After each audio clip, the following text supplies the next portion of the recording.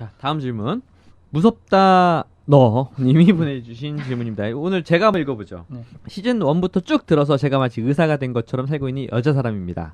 친구가 폐쇄공포증 비슷한 걸 앓고 있는데 평소엔 아무 증상이 없는데 좁은 곳에 갇히든 상상만으로도 구토나 어지럼증을 호소합니다. 얼마 전 세부 여행을 계획하고 항공권 예약을 막 끝내고 났는데 또 증상이 나타났습니다. 비행기 탑승 장면이 떠오르자 구토에 머리는 어지럽고 식은땀이 나서 결국 세부 여행을 취소했습니다.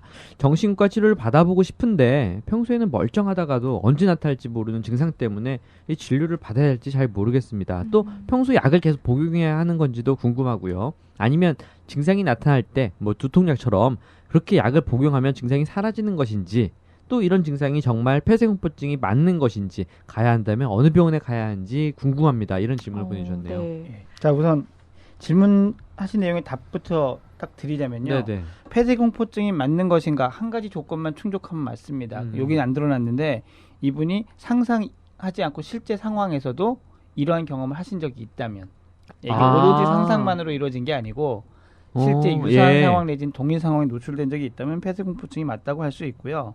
폐쇄공포증은 이제 공황장애와 비슷하고 엄밀히 얘기하면 공황장애의 한 종류라고도 할 수 있는데, 이게 생기면 상상만으로도 증상이 발생이 가능해요. 뭐 흔치는 않지만 그런 생각만 해도 막 가슴 뛰고 막 헛구역질 나고 그럴 수 있습니다. 공황장애라 그러면 그 연예인들이 가장 많이 앓는다는 바로 그 정신병이잖아요. 죽을 것 같은 공포, 네. 대개는 심장이 쪼여오고 숨이 막히고 뭐 이런 것들이 동반이 되는데, 자, 어쨌건 이제 그러면 폐쇄공포증이든 아니든 치료를 이제 해야 되는데, 치료는 정신과 치료를 받는 게 맞고요. 이런 경우에 뭐 인지행동 치료도 하고 약물 치료도 하는데요. 네. 약물 치료의 경우에는 가장 좋은 거는 꾸준히 약을 복용하면서 이런 증상 자체를 완전히 극복해내는 게 제일 좋은 방법이에요. 그런데 이제 그런 게 여러 가지 상황상 불가능하거나 이제 갑자기 급작히 이제 이를테면 비행기를 타야 되는 상황이 있다 할 때는 그때에 처리를 할 수 있는 일종의 응급약, 두통약처럼, 두통약처럼 그런 약을 처방 받으실 수 있습니다. 그런데 그런 약도 있군요. 그런 그게 편하거든요. 그때만 처방받고 딱 끝나면 이제 안 먹어도 되니까. 근데 그러면 이제 영원히 그때마다 약을 먹어야 되는 거죠. 그러니까 그것보다는 이런 게 확실히 있다면은 치료를 제대로 받으시는 게 좋고요.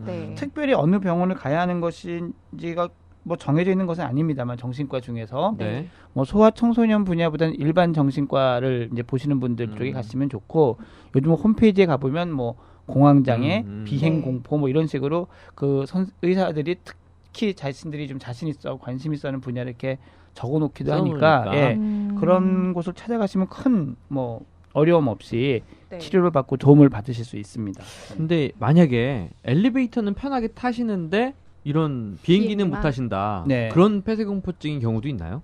그러니까 폐쇄공포증이라는 게 좁은 장소에 있으면 다 무서운 건 아니고. 것을 얘기하지는 않아요. 그러니까 본인이 특히 그런 게 있고 또 괜찮은 게 있어요. 그러니까 어떤 분은 엘리베이터는 괜찮은데 막히는 터널은 무서운 분이 있어요.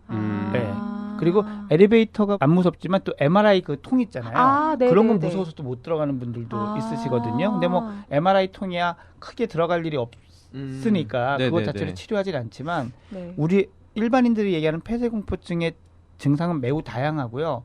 언제나 모든 폐쇄된 상황이면 무조건 나타나지 않아요. 한 번이라도 그렇게 정말 좁은 공간에서 한 번은 아니고 이제 반복은 돼야 되는데, 그게 모든 곳에서 다 나타나진 않는다. 그리고 옆에 내가 되게 믿음이 가고 신뢰가 가는 사람이 있으면 똑같은 장소에서 안 나타나기도 하거든요. 그러니까 이런 것들이 있으니까 어떤 곳에서 이렇게 이분처럼 비행기 타는 거에 자꾸 문제가 된다라면 저는 치료를 받으실 필요가 있다라고 말씀드리고 싶습니다. 여기 평소 약을 계속 복용해야 하는 건지 궁금하다고 하셨는데 이분은 얼마나 또 복용을 해야 되는지 기간도 궁금하실 것 같아요. 진짜 그건 이제 의사한테 얼마나 지나면 낫나요라고 하는 질문이기 때문에 참 답을 하긴 어렵지만, 봐봐 이해선 의사 아니래니까.